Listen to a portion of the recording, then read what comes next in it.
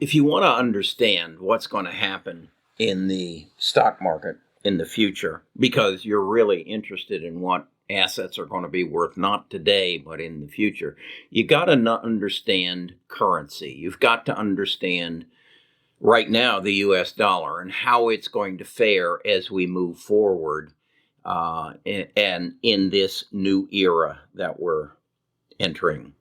And I think to understand the currency, you got to look back in history. And that's what I want to do in this video today. I want to give you a little bit of a lesson on how the dollar has gotten to where it is and where it is and where I think it's going based upon what's happened in the past. I think if you'll become a bit of a history student, particularly an economic history student, particularly a currency history student, you can learn an awful lot about what's next and where you should put your money to take advantage of your knowledge of what's going to happen next. So that's what this video is about.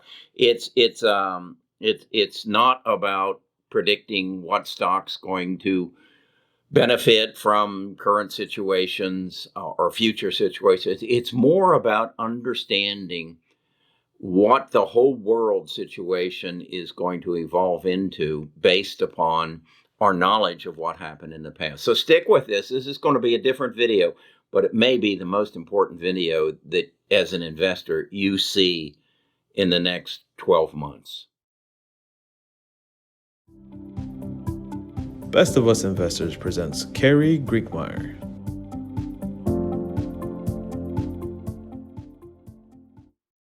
I want to take you back to 1914.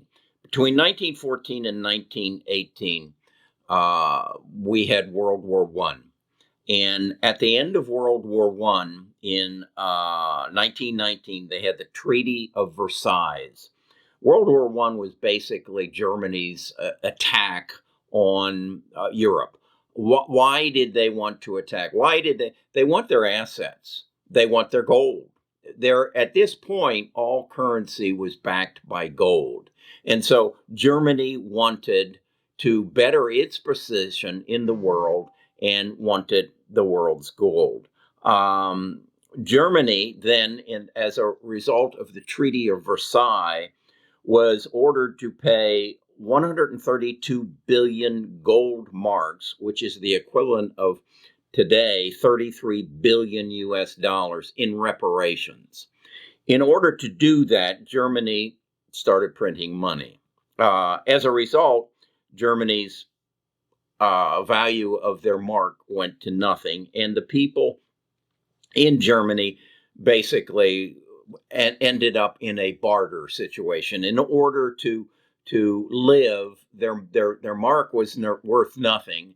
It became a barter society. If you had a cow and you needed more land, you traded your cow. If you had corn and you needed beer, you traded your corn for your beer. So it became a barter economy, and that basically was not viable. And Germany sank in its prestige within the world. And that gave birth to a guy by the name of Adolf Hitler. Adolf Hitler basically said, look, we're going to go again and we're going to capture the assets and the gold held by all the other European countries. And we're going to print even more Deutschmarks to finance that. Well, why would that work? Well, it would work because if we print the money and we invade Europe and we confiscate their gold and their hard assets, that will justify the printing of the money. Well, we all know how that worked out. It didn't work out well.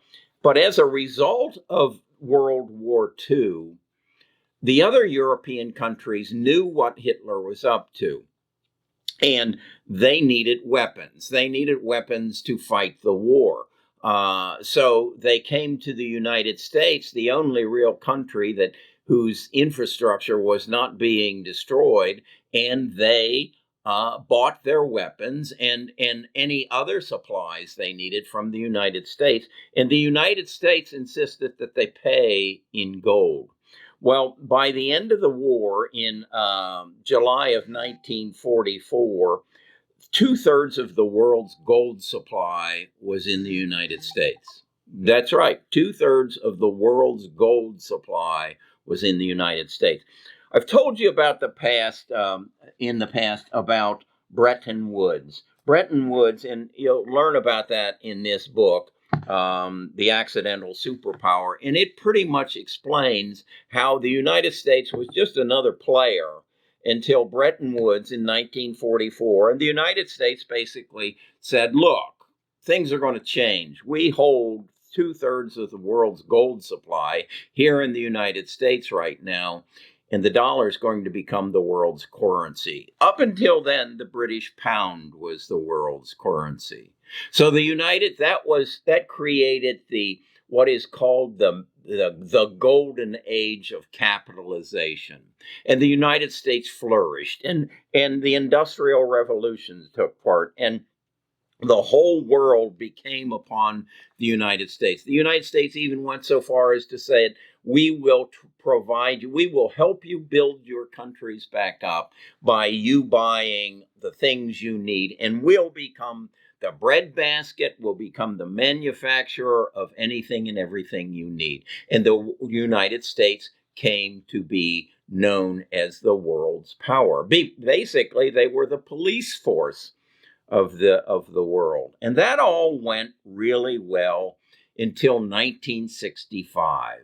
And then, if you don't know the word rolling thunder, that refers to our invasion of Vietnam to stop communism, that's what we were told, from spreading into that part of the world. And we just bombed the hell out of Vietnam. And that was called rolling thunder. And we started that in 1965, and we figured we'd beat the crap out of them in about 6 months and take over and build our military bases, because we wanted to protect ourselves from communism, and that would give us the ability to have military bases in Vietnam, and we'd be close to this rising power called China and this feared power for years called Russia.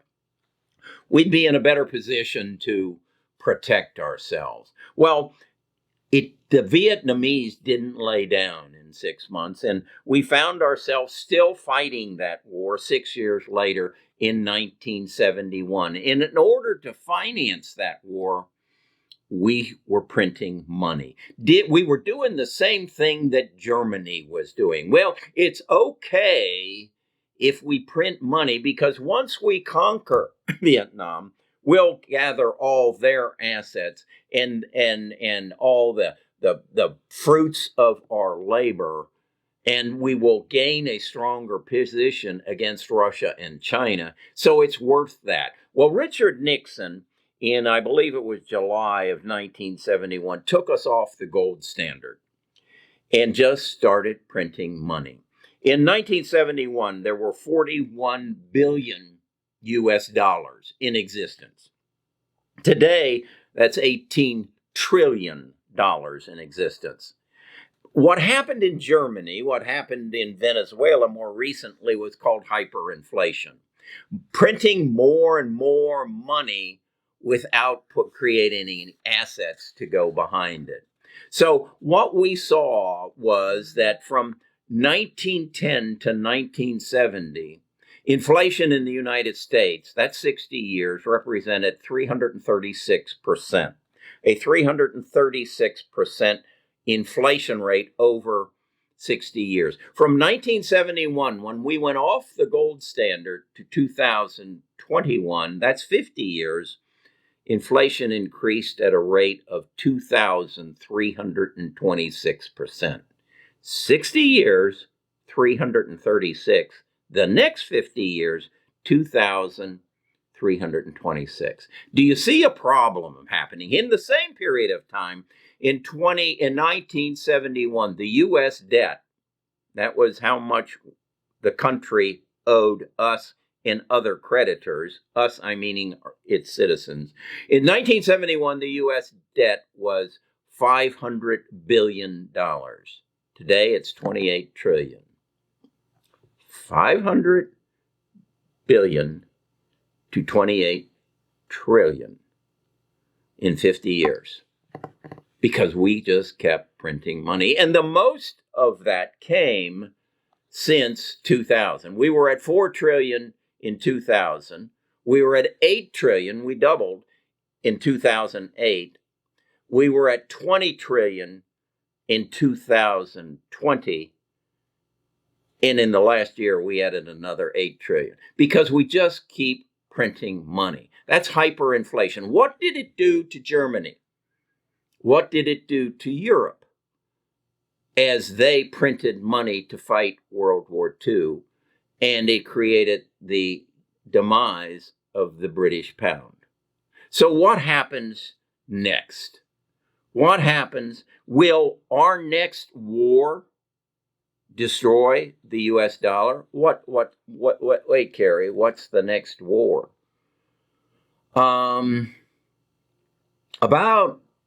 15 months ago, there was a virus that started coming around, and it brought the world's economies to its knees.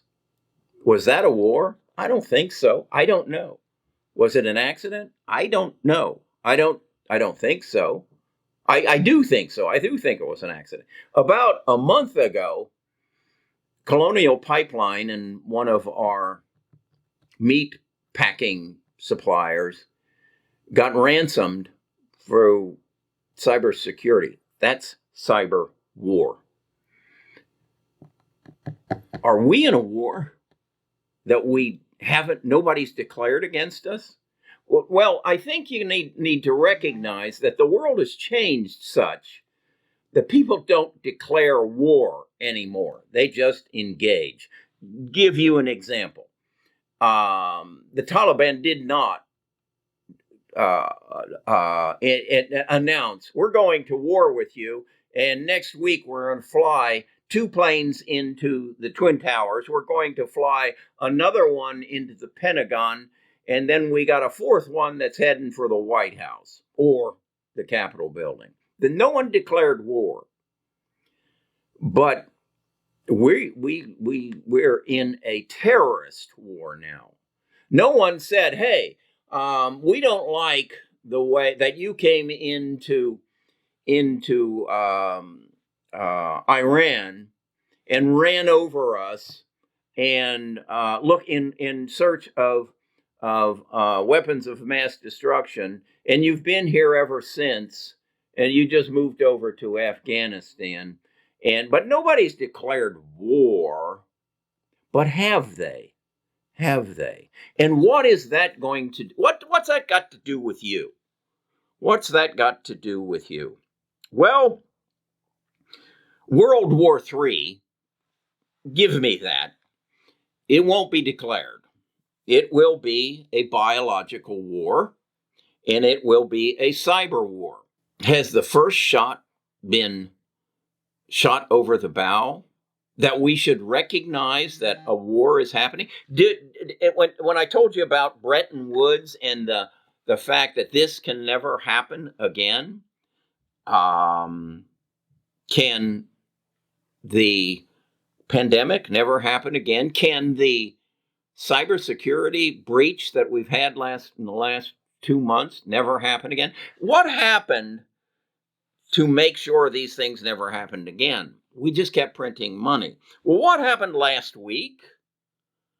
I think Joe Biden went and met with the G7. What do you think their conversation was all about? Was it, the news said it was about Joe saying, hey, we're back and we're going to be a part of this program again, and you can count on us. Do you think there was any talk about biological warfare? Do you think there was any talk about cyber warfare? Do you think the words, this can never happen again, we got to become united to make sure this never happens again? We've got to print all the damn money we need to make sure this never happens again? What happened next? He got on another plane and he went and met with Boris Yeltsin. Yeah. And why is that significant? because he wanted to get Boris in the team. He recognized, they all have recognized, there's going to be a new world order. And that new world order is going to involve our currencies. What happened then after the meeting with Boris? That Kim Jong-un raised his head and said, wait a second, remember me? I got these missiles. My missiles are bigger than your missiles. He was left out of the negotiations. He wants a seat at the table. He knows there's going to be a new world order, and it's imperative for the survival of our world as we know it that this can never happen again, and he's a part of it. Now, he could, if he wanted, or he could, if he could, march his people across the Pacific Ocean to cross our California borders and get the attention of Kamala Harris and have her come and visit his country and say, hey, if you'll stop those people from coming to our borders, we'll give you some money. And we'll get Microsoft and Intel to build some plants, and maybe even Apple in your country to put your people to work. But he couldn't do that, so he waved his missiles at us. That's what's happening. How is that going to affect you? You need to pay attention. This is happening. How is that going to affect our currency?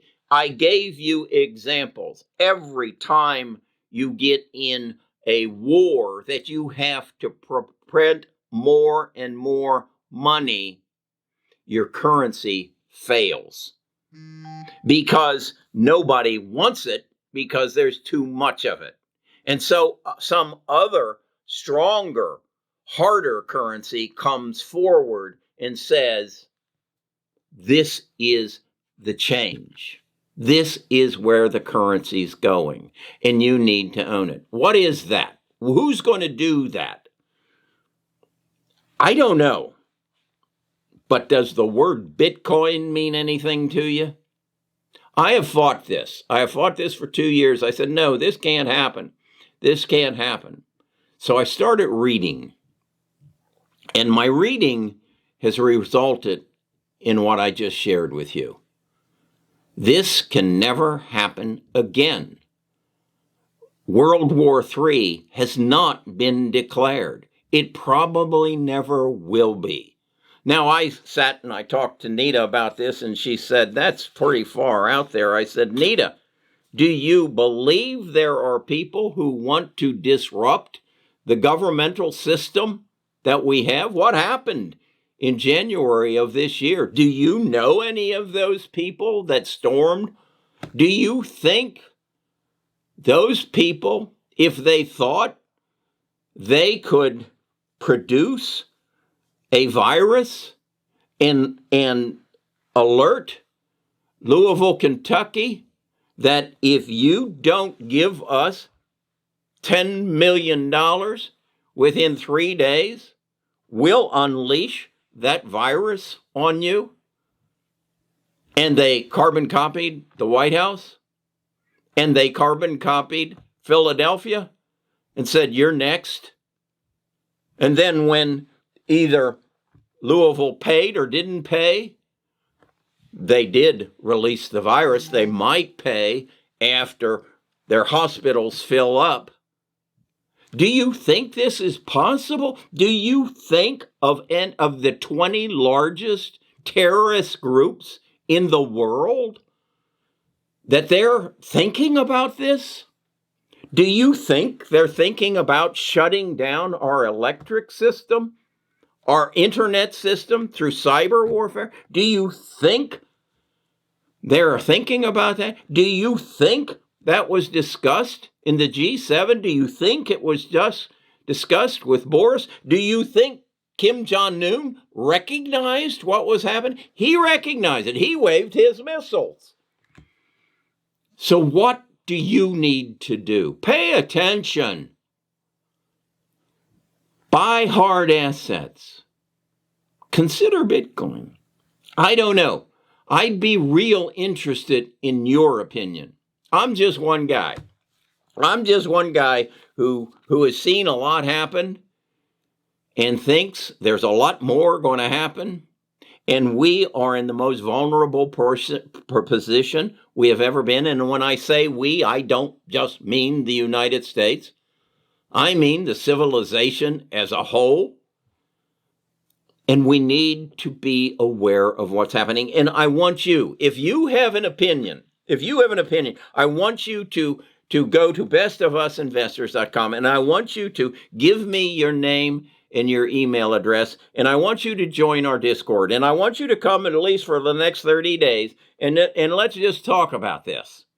And you share your opinion, and you share, if you think I am crazy, I'm a crazy old man that just is off in left field, tell me that. Help me feel better about this. Feed me your information. Tell me the books you've read that give you the comfort that you need to sleep. I may not live to see this, but I'm concerned for my kids and my grandkids. So help me out. Help me out. Subscribe to the channel. Give me a thumbs up or give me a thumbs down if you think I'm full of shit. Okay? So then I'll know. All right. Talk to you later.